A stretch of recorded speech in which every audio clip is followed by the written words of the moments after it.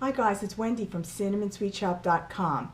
If a recipe calls for chocolate, can you use chocolate chips instead? Well, that's a common question, and today I want to go over the differences between using a chocolate baking bar and chocolate chips.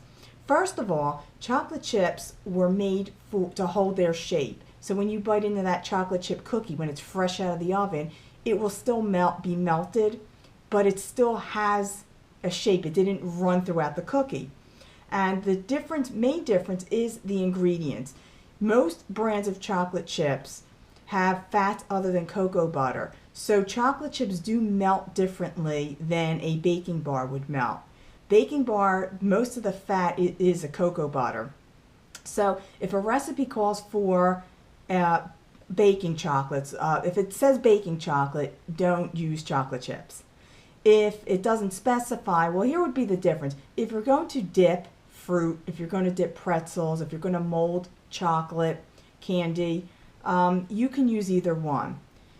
If you have a recipe, a cake recipe that calls for adding a chocolate into the dough or the batter, you definitely want to use the baking bar with it. Another thing you'll notice, if you've ever tried to melt either one, when you melt the baking bar, it comes to a thinner consistency, much easier to dip. If you melt the chocolate chips, you'll notice it's a much thicker consistency, and many of the recipes will tell you to add about a tablespoon or a teaspoon, depending on how much chocolate you're melting, of a shortening or some sort of oil to thin it out.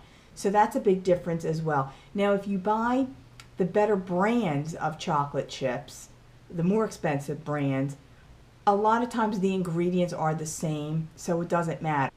So to summarize, you can use a chocolate baking bar in place of chocolate chips. You can make chocolate chunk cookies and chop them up and throw them in instead.